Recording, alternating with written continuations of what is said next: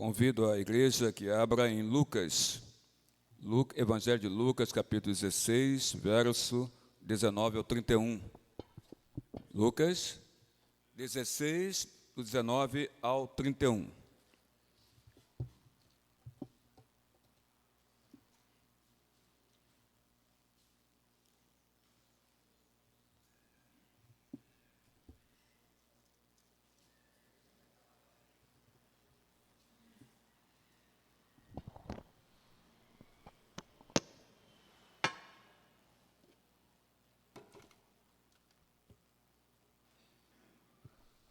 Se a igreja localizou, fiquemos todos em pé, como muitos irmãos já fizeram, em reverência ao texto da palavra do Senhor. E se você localizou, diga amém.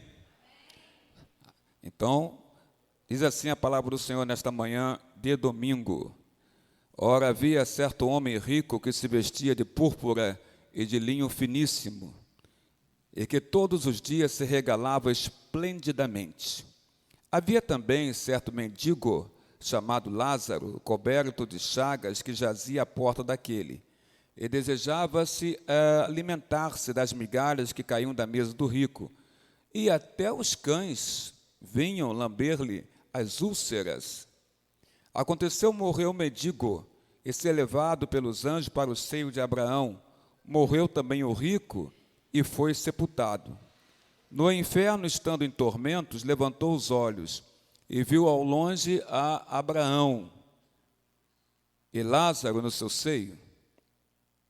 Então, clamando, disse: Pai Abraão, tem misericórdia de mim, e manda Lázaro que molhe em água a ponta do dedo e me refresque a língua, porque estou atormentado nesta chama. Disse, porém, Abraão: Filho, lembra-te de que recebeste os teus bens em tua vida, e Lázaro igualmente os males. Agora, porém, aqui ele está consolado, tu em tormentos. E, além de tudo, está posto um grande abismo entre nós e vós, de sorte que os que querem passar daqui para vós outros não podem, e nem os de lá passar para nós. Então replicou: Pai, eu te imploro que o mandes a minha casa paterna, porque tenho 5 irmãos, para que lhes dê testemunho, a fim de não virem também para este lugar de tormento. Respondeu Abraão: eles têm Moisés e os profetas, ouçam-nos. Mas ele insistiu: não, pai Abraão, se alguém dentre os mortos for ter com eles, arrepender-se-ão. Abraão, porém, lhe respondeu: se não houve a Moisés e aos profetas, tampouco se deixarão persuadir, ainda que ressuscite alguém dentre os mortos. Que Deus nos abençoe, Igreja do Senhor, com esta palavra proferida pela boca do Senhor Jesus Cristo. Fechemos nossos olhos mais uma vez com uma palavra de oração. Estaremos agora sendo guiados pela ação do Espírito Santo no entendimento desta palavra. Senhor Deus, em o nome do Senhor Jesus Cristo, seu Filho amado, aqui nós rogamos, ó Pai, humildemente, que o Senhor venha sobre nós.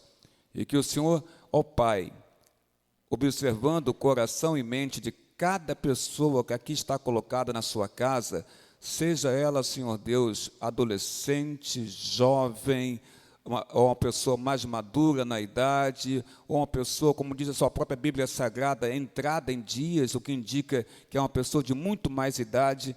Não importa a condição desta pessoa, Pai, ou a idade desta pessoa, o nosso pedido, nossa súplica é que o Teu Espírito Santo venha tocar o coração de cada pessoa que se encontra na igreja, para que assim ela possa ouvir a Tua palavra e os bloqueios, empecilhos que teimam, Pai, surgir justamente na hora da exposição da Tua palavra, sejam por Ti, Deus amado, na ação do Espírito Santo, rechaçados, retirados deste lugar, de tal forma que pela ação do Espírito Santo, em nome de Jesus, todos que aqui estão, Senhor, possam ouvir a Tua palavra, ouvir a Tua voz, entender a Tua mensagem nesta manhã, receber a Tua mensagem nesta manhã, ó Pai, ser revelada a este e a esta que aqui está a Tua palavra, porque os empecilhos vão ser retirados por ti, os bloqueios que sobem, os muros que sobem serão retirados por ti, em nome de Jesus,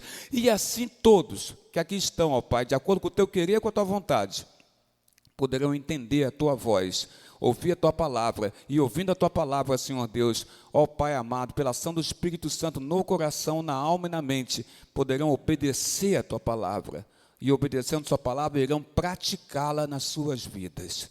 É o que humildemente aqui rogamos a ti, porque entendemos que sem o rogo a ti, pela ação do Espírito Santo, tua palavra, a Escritura Sagrada, não é possível a nós, homens e mulheres, entendermos a tua palavra.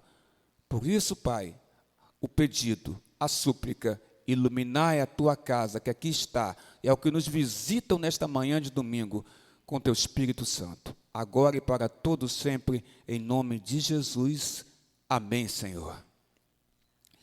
Nós temos uma história contada pelo Senhor Jesus. Se é Ele que está contando, já se entende então, querido irmão e irmã, que é uma história verdadeira. Jesus conta uma história verdadeira no sentido que contém ensinamentos verdadeiros para nós, em relação, nesse caso aqui, à vida presente e à vida futura também. Não só a vida presente, mas Jesus fala também da vida futura para nós aqui. É uma história que tem contrastes, porque ela mostra dois seres humanos.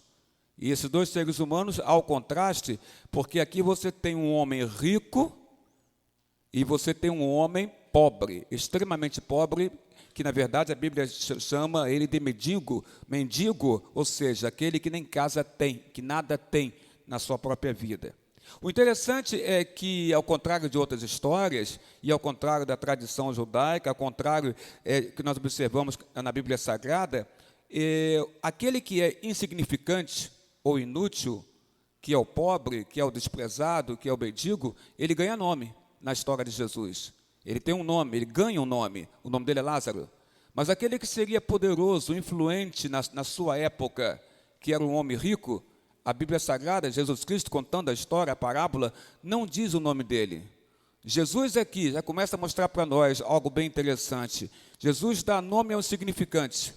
Jesus dá nome àquele que seria considerado pela sociedade daquela época neotestamentária um inútil, mendigo, que estava à porta do rico. E aquele que seria considerado importante, influente, que era o homem rico, Jesus não dá nome a este homem. Jesus quem nos ensina aqui, a nós, ensina ao povo da época e ensina a nós hoje, com respeito a esta vida futura. E para ensinar, ele se serve do contraste entre esses dois homens, o rico e o pobre.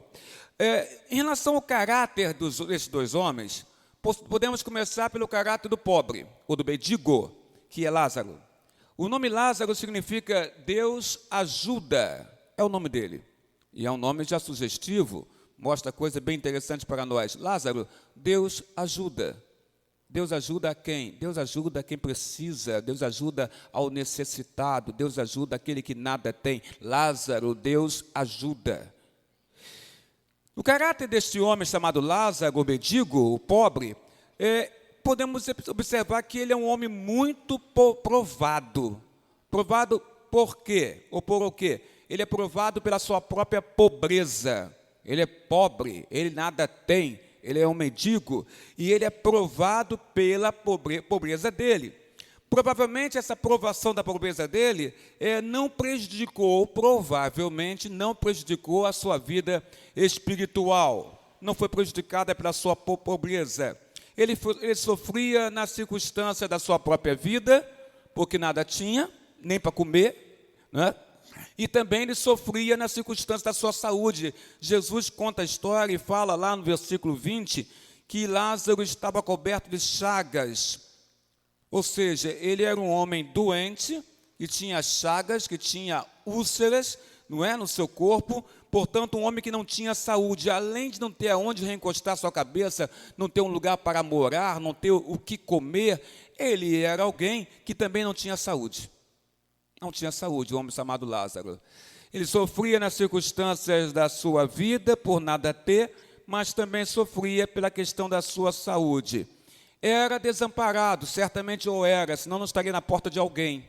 Era desamparado, sem a proteção da sua própria família, ao contrário do homem rico, que a Bíblia fala para nós, pela parábola de Jesus, pela boca do mestre, que o homem rico tinha 5 irmãos, tinha uma família, tinha irmãos do seu sangue, tinha gente ao seu lado que era da sua parentela. Mas esse aqui, se tinha família, desamparado, estava por ela. Porque a Bíblia não menciona nada, o Jesus não menciona nada sobre essa família. Dá a entender um total desamparo, porque ele fica lá à mesa do homem rico. Ele está ali desamparado, ele não tem a proteção da própria família, porque a família nos protege. Quem tem família, gostando dela ou não, sabe muito bem que isso é verdade. A família, ela nos protege. A presença de pessoas ao nosso lado, que são da nossa família, nos passa uma impressão, uma sensação de segurança, porque nos passa a sensação que não estamos sozinhos, e para muita gente, só o fato de não estar sozinho já passa uma sensação de segurança. Imagina você ficar sozinho ou sozinha e não ter ninguém. Uma família nos dá essa impressão de segurança, porque há pessoas conosco. Esse homem certamente não tinha uma família, senão não estaria naquela porta, esmolando, como ele estava fazendo. Vivia de esmola. O verso usado no versículo 20, você pode olhar na sua Bíblia Sagrada, se for revista atualizada, acredito que seja o mesmo verbo, você vai encontrar aqui, havia também certo mendigo, chamado Lázaro, coberto de chagas, úlceras, que jazia à porta daquele. Então, esse verbo jazia, ou jazer, no grego, ele vem com o nome, vem da seguinte forma. No grego, significa esbebleto. Esbebleto. Esbebleto significa, em português, foi jogado fora. Então, quando fala que ele jazia, no versículo 20, a porta daquele, a porta do rico, significa que ele foi jogado fora. Foi jogado fora por quem? Por isso a conclusão que esse homem não tinha família. E jogado fora que ele foi, ele vivia implorando por esmolas, para poder viver, ou sobreviver, porque pessoas assim não vivem, sobrevivem. Esta palavra, então, foi jogado fora, significa também, era usada no tempo do Novo Testamento, na linguagem neotestamentária, ela era usada para exprimir prostração. Então, a pessoa que foi jogada fora, ela estava prostrada, e geralmente prostrada por causa de doenças, ou por causa de doenças, ou de feridas, que era o caso desse homem. Ele foi jogado fora, ele era doente, ele tinha feridas, tinha úlceras, e estava ali prostrado. Prostrado significa também que ele não tinha muito o que fazer por ele mesmo. Estava prostrado, estava jogado, não, se sentia e era, aos olhos do povo, alguém inútil. Inútil, que estava ali, sobrevivendo, ou tentando sobreviver, prostrado. Mas esse homem tem um entendimento muito interessante, e que eu entendo que ele me ensina você nesse momento. Porque mesmo sendo jogado fora, ou jazendo na porta daquele rico, e esperando ali uma migalhinha que caísse na mesa do rico para ele poder comer, esse homem nos ensina algo. Ele nos ensina algo da escola da vida, porque a vida nos ensina. E quem ainda não aprendeu da vida, com certeza, mais para frente vai aprender. Nós que temos um pouco mais de idade, 40, 50, 60 e por aí afora, a gente pode dizer que a gente já aprendeu alguma coisa da vida. E por isso que às vezes a gente gosta de querer orientar os mais jovens, porque não viveram o que nós já vivemos. E por termos vivido mais, e termos aprendido mais, estamos em condição de ensinar alguma coisa para os mais jovens. Esse homem, ele aprendeu com a escola da vida, porque a vida ensina. E todos vão aprender na vida, na escola da vida, a não ser que você morra antes de ter mais idade, morra jovem. Aí você não vai aprender muita coisa. Mas aqueles que vivem bastante, aprendem bastante também. Ele aprendeu na escola da vida, e a escola da vida muitas das vezes é uma escola da adversidade, né? São coisas adversas que acontecem na nossa vida e que a gente tem que saber trabalhar, aquilo que é adverso para nós, né? Que não nos traz felicidade e que, ao contrário, nos incomoda muitas das vezes. Na escola da vida, da adversidade, de coisas adversas que acontecem na nossa vida, esse homem, Lázaro, Deus ajuda o entendimento do nome dele, Deus ajuda, ele aprendeu a ser humilde. E sendo humilde, ele se contenta com as migalhas que caem da mesa do rico. Verso 21. E desejava ele tinha desejo, ele queria isso. Não é porque ele queria, porque era o melhor para ele. Ele queria porque ele nada tinha. E por nada ter, então ele deseja. O que ele deseja, querido pastor? Deseja as regalias, o banquete da mesa em que o homem rico se regalava esplendidamente, como diz o versículo 9, todos os dias. É porque está escrito no versículo 9. Ele se banqueteava, se regalava esplendidamente todos os dias. Ele comia bem todos os dias. Não, mas no 21 diz a Bíblia que, Jesus diz isso, que ele desejava, sim, alimentar-se de quê? Das migalhinhas. Das migalhinhas que caíam da mesa do rico. Caía da mesa do rico o que era resto, o que era lixo, que caía da mesa do rico, ele se contentava e desejava comer aquilo. Isto mostra que na escola da vida, da adversidade, ele aprendeu algo maravilhoso, Mateus, ser humilde. Aí ele nos ensina a sermos humildes também. Ser humilde não quer dizer que você não vai ter um propósito maior na tua vida. Você pode ter um propósito maior na tua vida, sim, de ser, aos olhos humanos, alguém. Mas este homem mostra para a gente que na história da vida humana, nós temos que aprender, na nossa vida, nós temos que aprender a ser humildes. E ele foi. Ele desejava comer as migalhas do resto do lixo que caía da mesa do homem rico.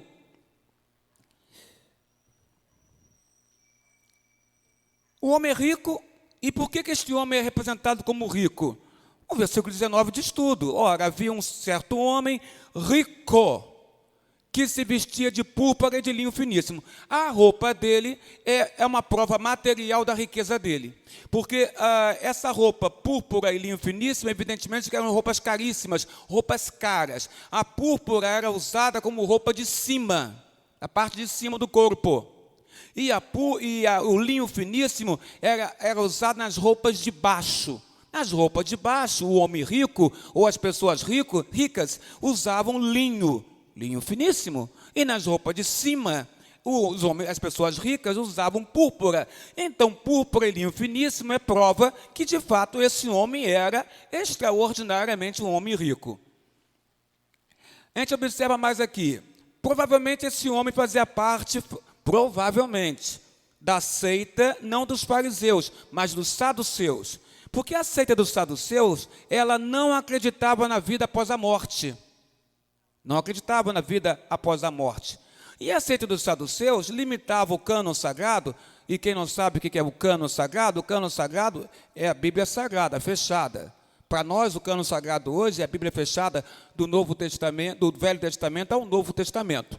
No tempo de Jesus, no tempo deste homem, no tempo dessa história contada por Jesus, dessa parábola contada por Jesus, no tempo dos judeus, naquela época de Jesus, o cânon sagrado, para os saduceus, era representado pelos livros de Moisés. O livro de Moisés é o Pentateuco, os 5 livros da lei, que a igreja conhece muito bem, os 5 primeiros livros da Bíblia Sagrada.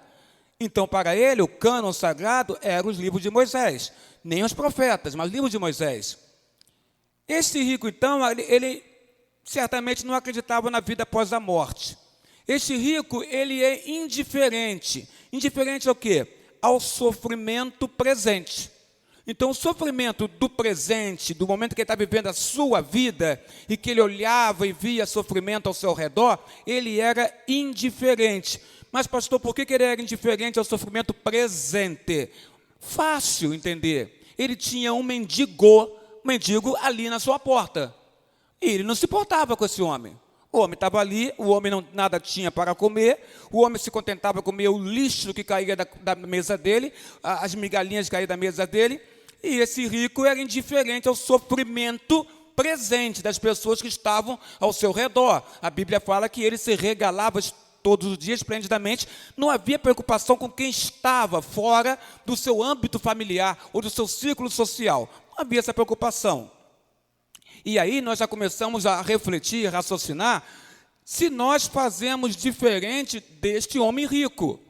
Porque ele não se importava, ele era indiferente ao sofrimento da sua época, das pessoas que estavam próximas a ele, e que ele via e que sofriam por nada terem. E a pergunta é que se eu e você, nós, Igreja de Jesus, você que está visitando a igreja nesta manhã de domingo, que está aqui, você que está nos assistindo pelo Facebook da igreja, agora aqui ao vivo, direto, se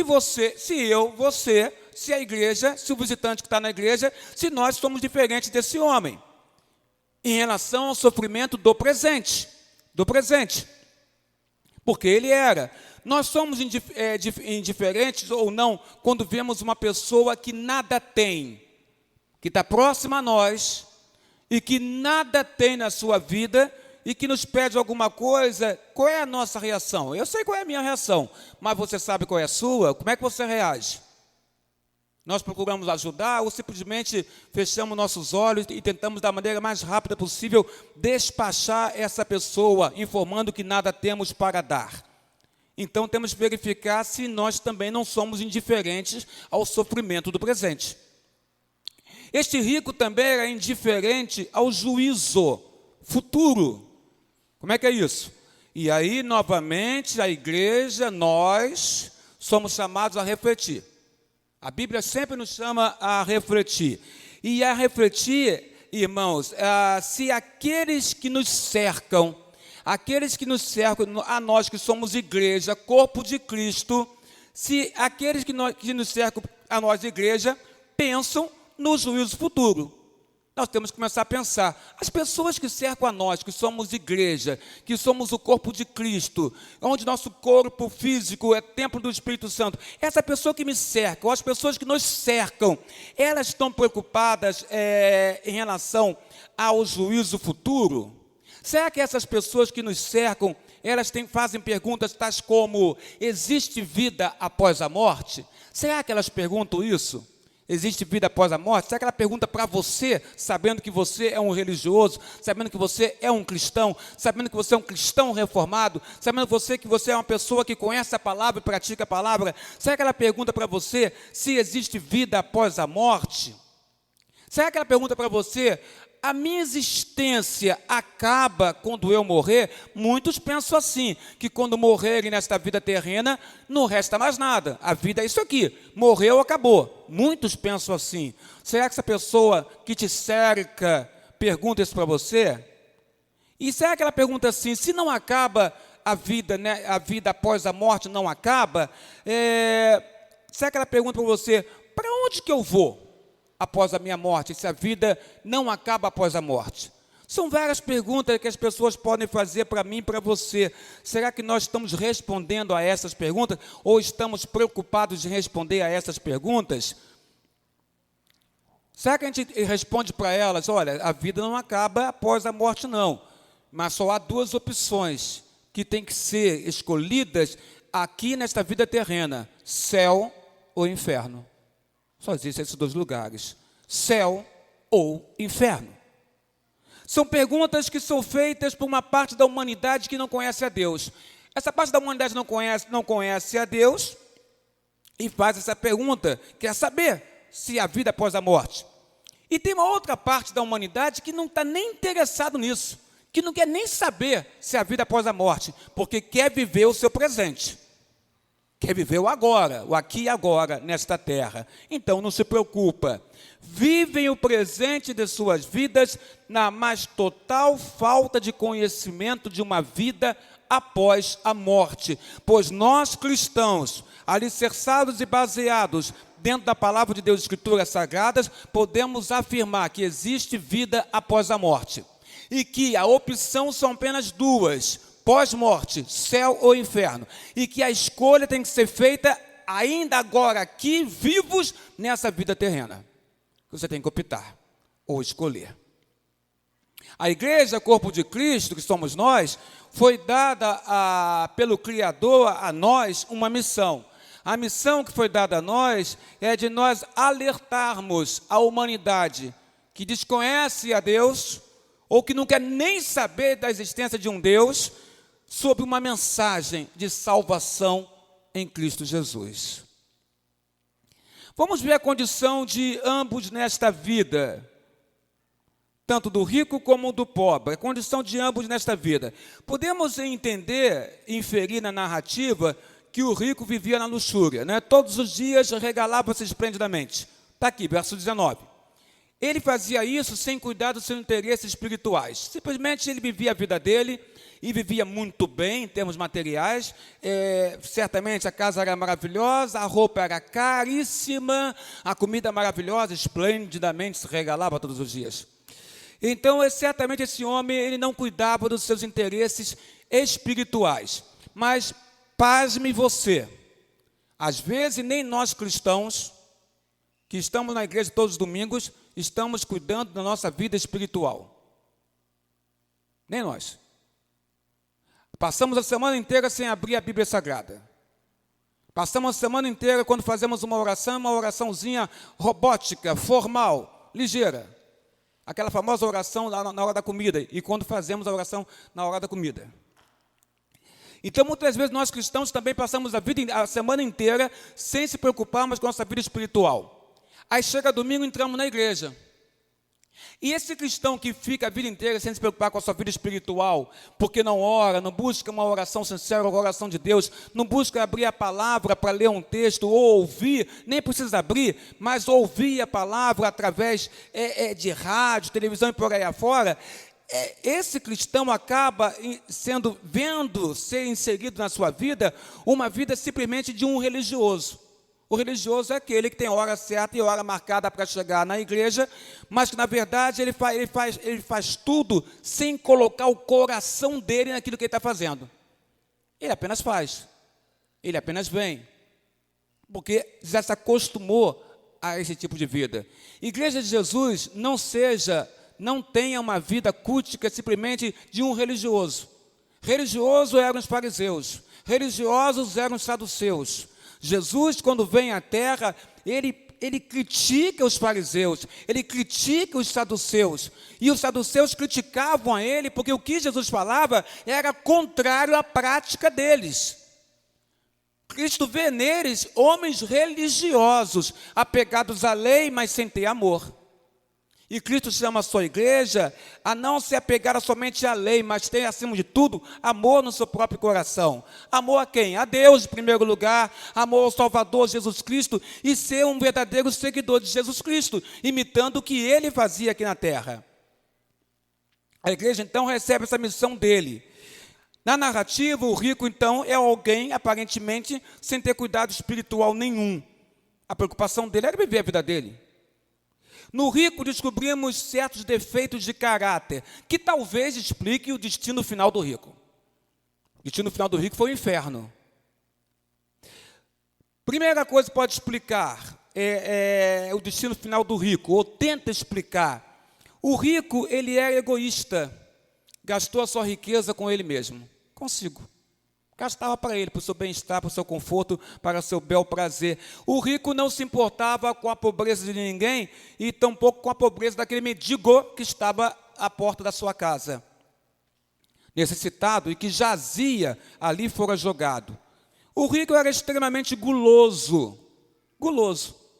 O guloso, não só em termos de comida, porque ele o era, né? Regalava-se esplendidamente todos os dias. Imagina o que ele comia. No almoço, no jantar, imagine o que ele comia, o que tipo de comida que ele comia. Ele era um homem, ele era extremamente guloso, sem pensar em quem nada tinha. Em quem nada tinha. Jesus usava um texto, um versículo, que se encontra no Velho Testamento, que era: ame teu próximo como a ti mesmo. Então, vamos colocar da seguinte forma: se você não deseja passar fome, se você não quer passar fome, não deseja passar fome, certamente nós, eu e você, haveremos de nos incomodar com pessoas que passam fome. Porque se eu não passo fome, né, e não quero, não desejo passar fome, certamente eu deveria me incomodar com aqueles que eu vejo passando fome, seguindo o preceito de ame a teu próximo como a ti mesmo. Ora, eu não vou desejar coisas ruins para mim mesmo, então eu não vou desejar para o meu próximo. Ora, se eu como bem, eu me alimento de maneira razoável, não é? E está nas minhas condições de ajudar alguém, certamente eu deveria fazê-lo. Deveria fazê-lo, seguindo o preceito do versículo, do texto, do mandamento que está no Velho Testamento e é repetido por Jesus. Ame a teu próximo como a ti mesmo. Esse homem era guloso e por ser guloso era egoísta. E por ser egoísta ficava para ele mesmo. Não passava para ninguém. O desejo da migalha é do pobre, é do mendigo. Não era desejo do rico, da migalha ou coisa alguma. Na verdade, ele nem se importava com aquele homem. Ora, isso mostra que ele era sem compaixão para com os pobres necessitados. Ele era sem compaixão. Ele não tinha compaixão nenhuma por aquele que precisava de algo. Entendido, Pamela Lemos? Ele não tinha compaixão por alguém que precisava. Ele também é alguém, que a gente deve aqui, nesse caso, elogiá-lo, é que Jesus não diz que ele era um criminoso. Não. Jesus não diz também que ele era um homem mau. Não. Mas com certeza ele é esse tudo que nós estamos falando. Alguém egoísta, alguém que não se preocupa com o seu próximo. Criminoso não era, mas também não era alguém que se preocupava com o seu próximo. E como tem gente assim na terra, que criminoso não é. É homem de bem, mulher de bem, mas não se preocupa com o seu próximo. Ele era vaidoso? Era. Estava lá, roupas de cima, púrpura, roupas de baixo, linho finíssimo. Era vaidoso. Com certeza o era. O vestuário dele mostra isso. O rico se ocupava apenas com os prazeres do presente, sem pensar no futuro. Ele não pensava no futuro. A parábola contada por Jesus nos revela que riqueza e prosperidade, veja bem o que nós vamos dizer aqui agora, nem sempre são sinal da bênção de Deus na vida de uma pessoa. Entendeu? Riqueza e prosperidade nem sempre é sinal da bênção de Deus na vida de uma pessoa. Isso nós entendemos e inferimos pela parábola contada pelo Filho de Deus, o Senhor Jesus. O homem era rico e próspero, mas isso não era prova da bênção de Deus na vida dele. Não era. Porque se fosse, ele seria agradecido. E se ele fosse agradecido, ele ajudaria aos pobres. Ou quem é necessitado ao seu redor. E ele tinha alguém perto da sua porta, e ele não ajudou. A parábola nos mostra isso, nos mostra também que fartura de prazeres é algo por vezes perigoso. Você ter fartura de prazer em abundância, às vezes é algo perigoso. Ou seja, o que é isso, fartura de prazeres? É você ter várias coisas que satisfazem a você, em todas as áreas. Seja na questão material, na sensual, sexual, o que for. Mas você tem uma fartura de prazeres, porque muitas vezes a fartura de prazeres é perigoso, porque nos leva ao esquecimento de Deus. Porque aquele que entende que tem tudo, para que ele vai pensar em Deus? Ele tem tudo. Para que eu quero Deus? Eu tenho dinheiro no bolso, eu viajo quando eu quero, eu faço o que eu quero, eu tenho a roupa que eu quero, eu compro o que eu quero comprar. Para que eu preciso de Deus? Para nada. Às vezes, então, irmã Camila, a fartura de prazeres pode nos levar a esse esquecimento de Deus. A condição de ambos, vamos ver aqui, tanto do rico como do pobre. O pobre tinha nome, Jesus dá nome para ele, é Lázaro, Deus ajuda. A condição de ambos na vida futura, como é que é isso? Ambos esperavam a morte. Como eu e você também deveríamos pensar e esperar a morte. Ainda que nós disfarçamos e não pensamos nessas coisas, porque achamos que somos eternos. E de fato somos em Cristo Jesus. Mas esse corpo físico terreno não é não. Um dia ele cai, ele morre. Ambos esperavam a morte, o rico usufruindo dos seus bens, dos prazeres dos seus bens. Lázaro esperava a morte como o fim. Quando eu morrer vai acabar essa pena que eu estou vivendo nessa terra. De mendigar, de querer migalhas, de não ter família, de não ter ninguém. Então Lázaro esperava a morte, por exemplo, Carlos Peixoto, como o fim da pena que ele estava tendo nessa terra. O rico não. O rico não. O rico, na verdade, a espera dele da morte era vivendo o presente, usufruindo os bens materiais, os prazeres que a riqueza permitia ele ter. E você que está me vendo e me ouvindo agora, como é que você tem esperado essa palavra que ninguém gosta de falar? Duas palavras não gostamos de falar. Não gostamos de falar do inferno e não gostamos de falar de morte. Não gostamos. Morte, estamos sempre ouvindo essa palavra, porque sempre tem alguém morrendo ao nosso lado, próximo de nós. E inferno, é preciso ouvir essa palavra para que a gente não vá para lá depois da morte. Em Jesus, não vamos para lá, porque Jesus Cristo é o Senhor e Salvador das nossas vidas. Mas, e você que me ouve e me vê? E eu mesmo que estou falando isso, nós temos esperado a morte. Embora ambos estivessem mortos, agora eles estão mortos na história, na parábola. Saímos da parte em que estavam vivos e entramos na parte que Cristo conta que ambos morreram. Embora ambos estivessem mortos na parábola de Jesus, havia uma diferença. Que diferença, meu pastor? A diferença é que havia uma distância, presbítero Zé Rita, um abismo entre o rico e o pobre, Lázaro. O paraíso foi dado a Lázaro, o mendigo, o pobre. Seio de Abraão, paraíso, vida com Deus.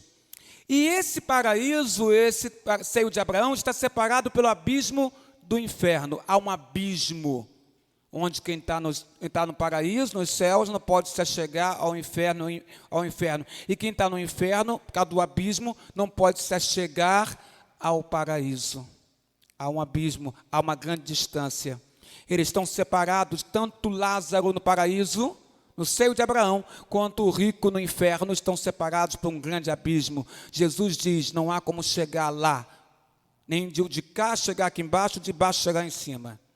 Em contraste com a história de Jesus, que retrata Abraão se dirigindo de maneira compassiva, amorosa, ao rico como filho, porque você se reparar bem, há um momento no texto que assim procede Abraão, na história contada por Jesus, verso 25, diz assim, disse porém a Abraão, veja, Jesus coloca palavras na boca de Abraão, é Jesus que conta a história, então Jesus coloca palavras na boca de Abraão, e Jesus fala assim, filho, para quem? Para o rico, que está no inferno, filho, lembra-te do que recebeste os teus bens em tua vida, de que recebeste os teus bens em tua vida, e Lázaro igualmente os males, agora porém aqui ele está consolado, seio de Abraão, paraíso, céu, tu está em tormentos no inferno. É interessante porque Jesus aqui usando a boca de Abraão, e Abraão é o pai da fé, é o pai Abraão daqueles judeus que estavam escutando a Jesus, dos saduceus que escutavam Jesus, fariseus que escutavam Jesus. Jesus fala essa palavra e é um contraste, porque na lenda judaica, os justos se alegravam com o sofrimento dos ímpios.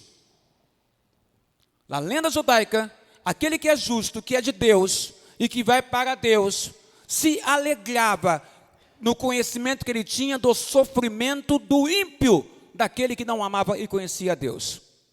Mas Jesus coloca na boca de Abraão a palavra doce e mancélia, filho, filho. Ah, filho, se na tua vida terrena você tivesse ido por outro caminho, que não esse que você traçou e que você viveu, filho. Só que agora nada mais pode ser feito, no inferno ficarás. Filho, veja mais diferente Jesus para os judeus, como Cristo é diferente, colocando palavra na boca daqueles que eles, judeus, respeitavam, que era o pai Abraão, o pai da fé. Abraão fala filho, mas vocês na sua lenda dizem, vocês ficam alegres com o sofrimento dos ímpios. Mas Abraão chama aquele que está sofrendo no inferno, que de lá não poderá sair, de filho. É Jesus que está falando. Em ambos os casos, devemos incluir a eternidade em nossa compreensão de morte. Tanto para aquele que vai para o paraíso, seio de Abraão, céu, ele vai viver uma vida eterna, quanto aquele que vai para o tormento, para o inferno, vai viver uma vida de perdição eterna. Dos dois casos, A compreensão que temos é que a morte, incluímos na morte a eternidade, seja para a salvação ou seja para a perdição, a eternidade. E é nessa vida terrena, irmã Eliane Satter, que devemos escolher céu ou inferno, tormento eterno ou salvação eterna. Agora que sabemos que o rico está no inferno e que o pobre mendigo que pegava migalhas na mesa do rico, ele o desejava, está no céu, no paraíso, qual dos dois é agora que deveria ser o mais invejado? Qual dos dois? O rico, porque tem tudo? Ele não tem nada, ele está no inferno. Ou o pobre, que nada tinha, mas que agora tem tudo, porque está com Deus. Qual deve ser mais invejado? Porque às vezes invejamos quem tem tudo. Invejamos. Vemos Lázaro, então, como objeto do amparo dos anjos. Sim, Lázaro é amparo dos anjos. Vamos observar aqui na palavra do Senhor Deus. Vejamos como a Bíblia coloca para nós, verso 22. Aconteceu morrer o mendigo e ser levado pelos anjos para o seio de Abraão. Lázaro, ele é contemplado, irmãos, ele é o objeto do sustento, do amparo dos anjos dos céus. E os anjos são mensageiros de Deus. Então foi Deus que mandou recolher a Lázaro e traga ele para o céu. O rico, ele era contemplado somente pelo amparo e sustento, sabe de quem? Dos amigos e vizinhos. Quando, meu pastor? Na morte dele. Amigos e vizinhos, sem dúvida, o enterro daquele rico foi pomposo.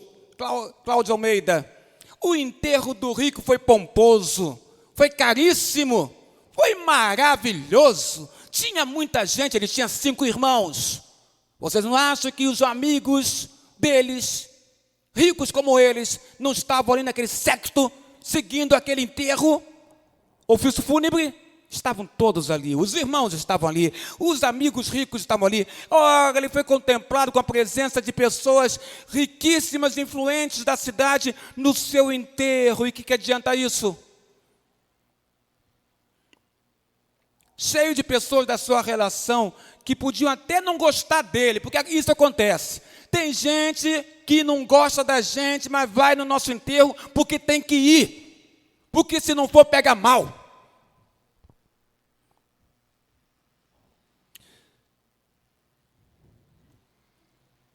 Mas no enterro, até quem não gostava dele, mas ele era rico, influente, estava lá. O pobre, não deve ter tido ninguém.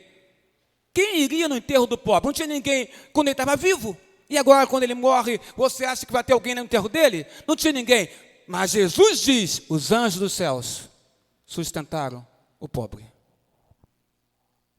Então, ele tinha tudo, porque Deus se portava com ele.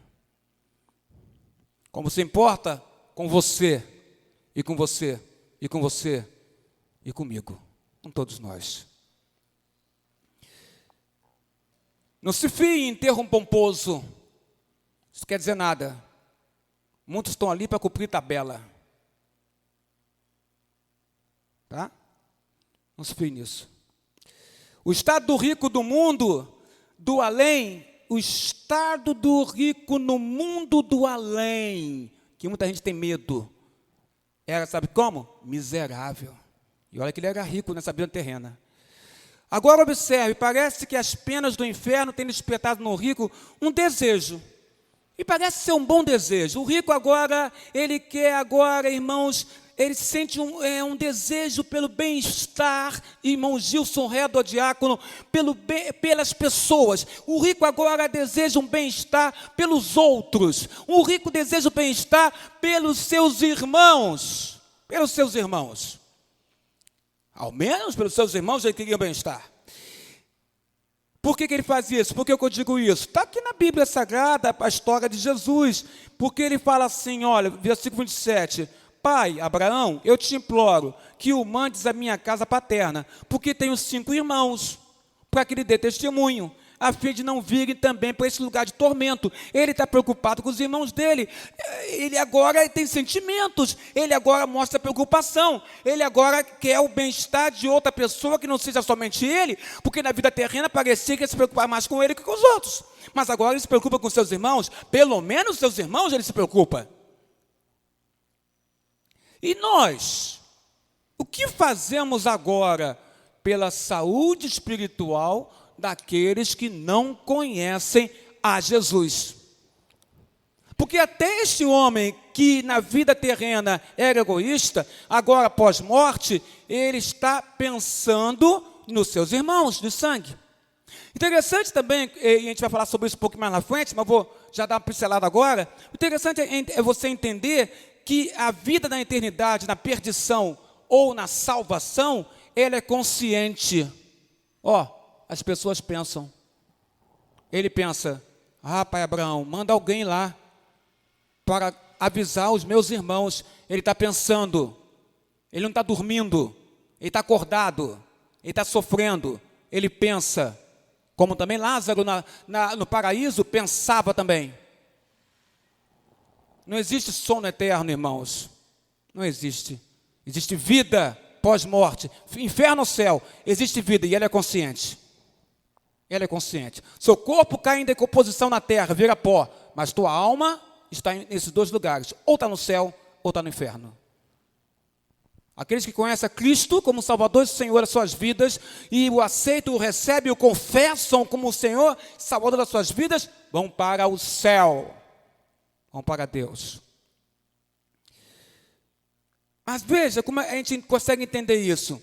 Ele sente um desejo pelo bem-estar do outro, dos seus irmãos. E nós fazemos a mesma coisa, nós sentimos o desejo pela saúde espiritual daqueles que não conhecem Jesus, porque deveríamos, porque nós somos a igreja de Cristo e a nossa missão é pregar o evangelho de salvação, então deveríamos fazer isso.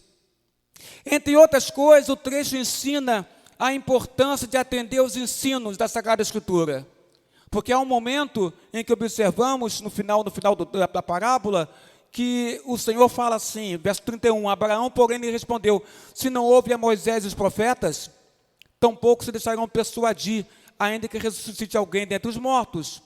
Antes ele disse, Abraão disse, verso 29, eles têm Moisés e os profetas, ou seja, eles têm a Escritura Sagrada, para ouvir, para ler, para saber. Este mundo tem também a Escritura Sagrada, o cânon está fechado, Velho Testamento, Novo Testamento, e quem deve falar do cânon sagrado somos nós, Igreja de Jesus.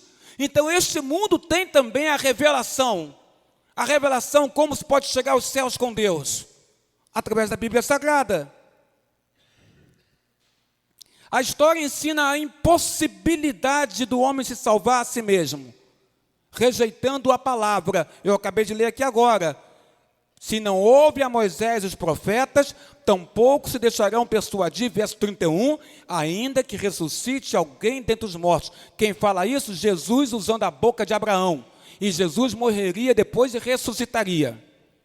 Mas ele está certo, porque essa compreensão da palavra só acontece pela iluminação do Espírito Santo. É por isso que ele fala quando ele ressuscita, eu tenho que ir para o meu Pai, mas quando eu for, eu enviarei o Consolador. E ele convencerá do juízo, do pecado, da justiça, e ele os fará lembrar tudo o que eu fiz, diz o Senhor Jesus Cristo. A história ensina a impossibilidade do homem se salvar a si mesmo, rejeitando esse homem a Bíblia. Ninguém poderá se salvar a si mesmo se rejeitar a palavra de Deus. E a palavra de Deus aponta para Jesus, no Velho Testamento e no Novo Testamento. Se eu rejeito a palavra de Deus, não há salvação para mim, porque a palavra aponta para Jesus. Nem a ressurreição de Lázaro, não esse Lázaro mendigo, o Lázaro de Betânia, de Maria, de Marta, que os irmãos conhecem tão bem essa história, e nem a de Jesus Cristo persuadiu os arrogantes líderes daquela época ao arrependimento. Eles continuaram iguaizinhos. Lázaro ressuscitou, o Lázaro, o irmão de Maria e Marta, não esse aqui, mendigo, não é? E não houve ali daqueles líderes um arrependimento. Jesus ressuscitou, e não houve parte dos líderes judeus um arrependimento também. Lázaro pede o rico pede uma esmola impossível de se obter. Embora ele suplique por apenas uma gota de água, uma gota d'água. Já viram isso? Ele pede isso. Está aqui, rapidamente. Quando ele chega e pede, morre o mendigo, estando no inferno, ele diz assim, olha, verso 24, então clamando diz, Pai Abraão, tem misericórdia de mim, e manda Lázaro que molhe em água a ponta do dedo, e me refresque a língua, porque estou atormentado nesta chama, Pai Abraão. Então, amados, ele pede uma esmola impossível. No inferno é impossível até uma gotícula de água, Marta, para colocar na boca de quem está lá. É impossível. É tormento o tempo inteiro. Ele suplica uma gota de água. Enfaticamente, Abraão diz não. Não. Lázaro não vai ir. Ninguém pode ir aí. Quem está aqui não vai ir. E ao contrário também se dá. Ou seja, nenhum alívio é possível para quem está no inferno. Nessa hora, a igreja de Jesus deveria se condoer e começar a entender a urgência da mensagem da salvação. Porque se no inferno nem uma gotícula de água é a simbologia usada por Jesus, poderia satisfazer uma gotícula de água dada a quem está no inferno, isso significa que lá é um lugar de tormento o tempo inteiro. E a única forma de alguém não ir para lá é a igreja pregando a salvação em Jesus Cristo. E essa pessoa aceitando a Jesus como Senhor e Salvador, pela ação do Espírito Santo. Essa é a nossa missão, igreja. Veja como é sofrimento eterno no inferno. Nenhum alívio é impossível. Mas interessante é que esse homem é arrogante. Pastor, mas ele está pedindo um gotico de água e é arrogante? Veja, tente entender. Ele é arrogante porque até depois da morte, ele acha que o mendigo, Lázaro, pode servir a ele.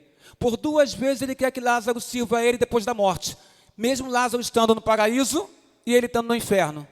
Ele mostra uma arrogância de achar que Lázaro nada é, a não ser alguém que possa servir-lhe para alguma coisa. Cai na real, rico. Tu está no inferno. Cai na real, cai sua ficha. Está no inferno. Ninguém vai te ajudar. Ali é lugar de tormento. Lázaro está com Deus. Ele não vai descer para te ajudar. Jesus diz que é impossível, não há como acontecer isso. Mas ele fala, Pai Abraão, manda Lázaro molhar no dedo uma gotícula de água e pingar na minha boca. E o outro momento que talvez você não tenha reparado, e talvez sim, é no verso 27 e 28 de Lucas 16. É pela segunda vez ele quer usar a pessoa do mendigo, do Lázaro. Verso 27, então replicou, Pai, Abraão, eu te imploro que o mandes à minha casa paterna. Mande quem? Igreja, mande quem? Lázaro. Mande Lázaro na minha casa paterna. É a segunda vez que ele quer usar Lázaro. Na primeira, Lázaro molhar o dedo e colocar um pouco de água na sua boca. Na segunda, Lázaro vai ter que sair do paraíso, onde ele está bem, no seio de Abraão, ali tendo o que ele nunca teve na vida terrena, que é contentamento e alegria, na presença do Senhor Deus. E não, mas ele quer tirar Lázaro dali para servir a ele. Não, diz Abraão, daqui Lázaro não sai. Quem está no céu, não sai mais. É o contentamento pela vida eterna nesse lugar. Ele não vai perder o que ele adquiriu, dado por Deus. Os anjos o trouxeram, e aqui ele ficará, se alegrando na presença do Senhor. Porque eu tenho 5 irmãos, para que ele dê testemunho, verso 28, a fim de que não vire também para este lugar de inferno, de tormento. Então lê-se a palavra, diz Abraão. Aí, olha, eles têm Moisés, ele tem os profetas, que eles ouçam Moisés e os profetas. Mas Pai Abraão, se alguém descer dentre os mortos, for ter com eles, eles vão se arrepender. Olha, diz Abraão para ele, se não houve a Moisés e os profetas, tampouco se deixarão persuadir, ainda que ressuscite alguém dentre os mortos. Isso é grande verdade. Ele pede uma esmola impossível. O gozo do céu são espirituais. e ali não há prazeres para os que não têm o temor de Deus ou o desejo de obedecer ao Senhor Deus. O gozo do céu, vou repetir, são espirituais. E ali não há prazeres para as pessoas que não têm temor a Deus ou desejo de obedecer a Deus. O rico não tinha temor a Deus e nem desejo de obedecer a Deus.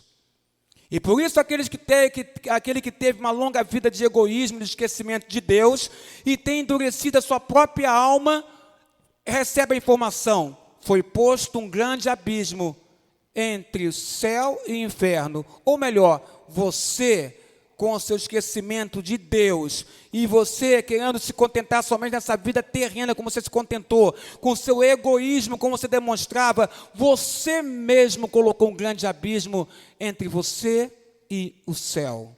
Por isso agora você fala, rico: estou atormentado nesta chama. A chama é um simbolismo de tormento, de tristeza, tormento da alma. A chama, o fogo, representa a ira de Deus. Se você quer saber se Deus está presente no inferno, eu posso dizer que Deus está presente no inferno, sim, através da simbologia da ira de Deus. A ira de Deus no inferno simboliza a presença do Senhor naquele lugar. Assim dessa forma ele está presente no inferno. O fogo, o tormento, a chama, simboliza, irmã Célia, a ira do Senhor para com aqueles, Salmo 119 que a gente está estudando, para com aqueles que não amam a sua palavra, para que não o respeitam, não o reverenciam como seu Criador, e não querem saber dele, e que fazem chacotas e ironias, e que perseguem o seu povo.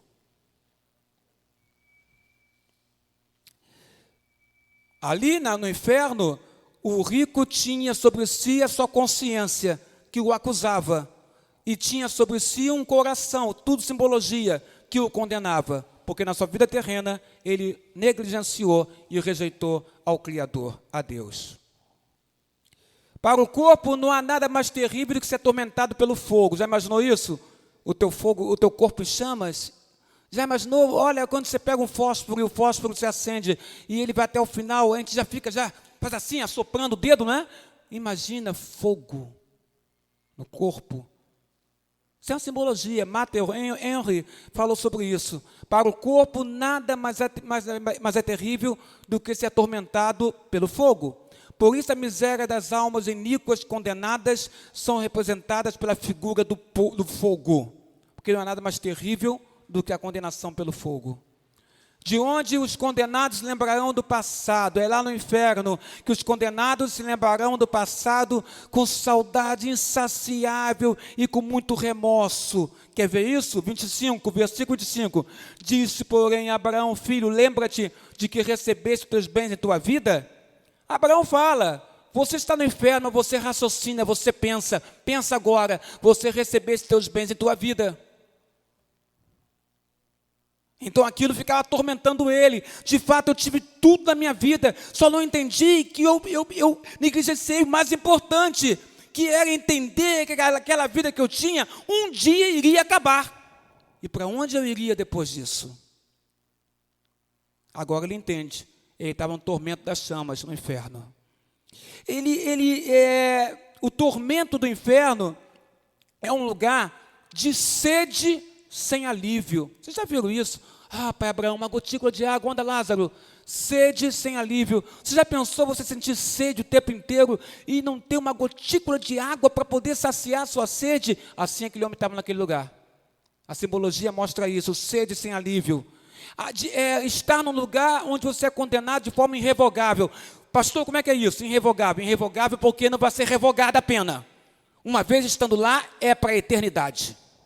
Ninguém sai de lá, depois que entra. A oração dele, Pai Abraão, é ineficaz. A oração tinha que ser feita quando vivo, não de morto.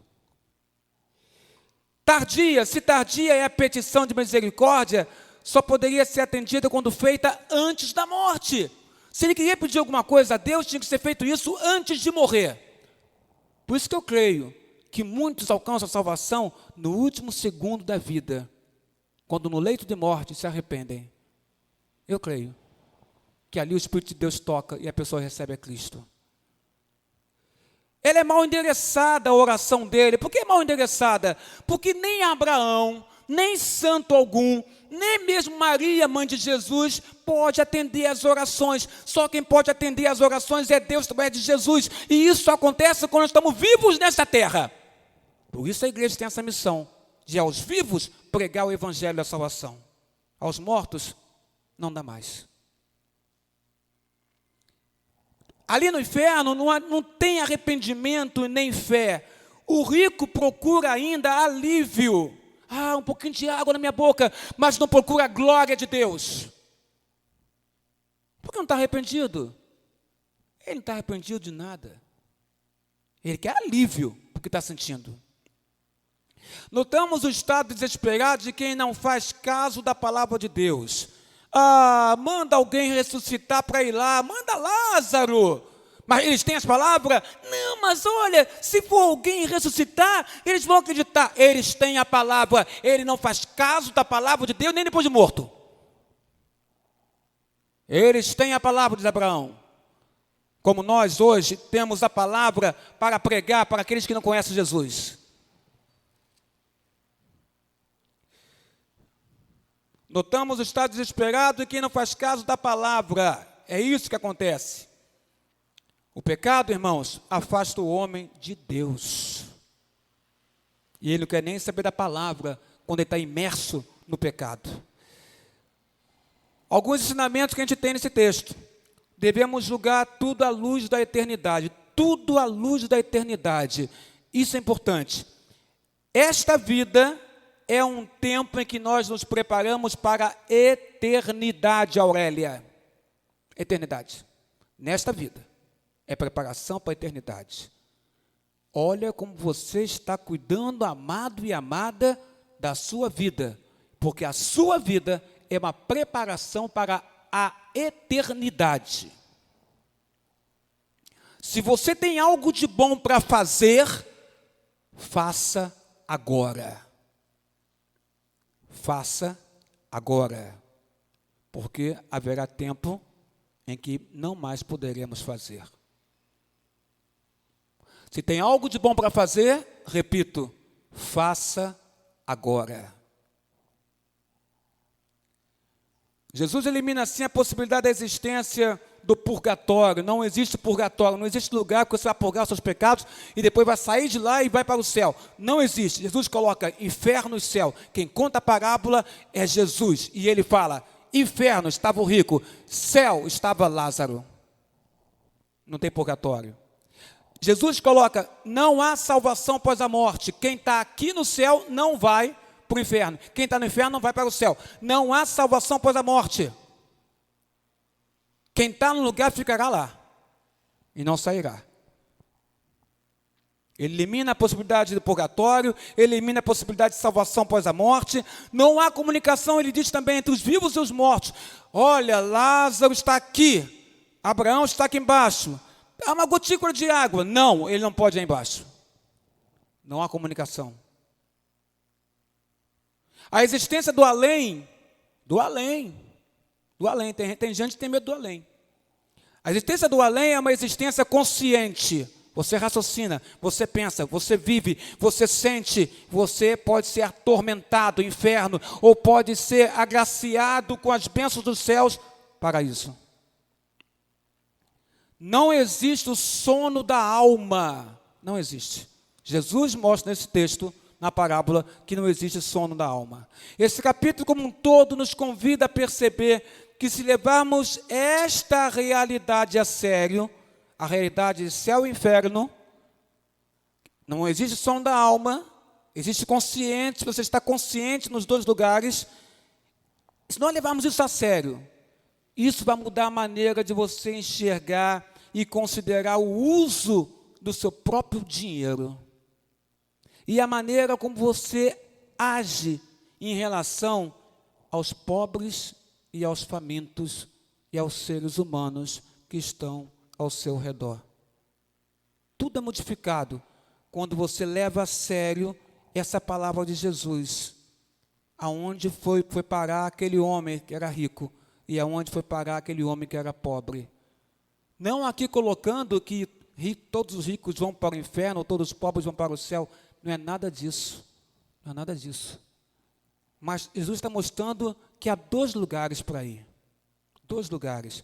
E que essa compreensão desses 2 lugares fará com que você modifique, a partir de hoje, no entendimento que o Espírito Santo dá a você nesta manhã, o seu entendimento do uso do seu próprio dinheiro e também da sua relação com quem é necessitado, com quem é pobre, com quem é faminto, com outro ser humano que está próximo de ti. Que Deus nos abençoe, em nome do Senhor Jesus Cristo, com essa palavra que veio dos céus para os nossos corações.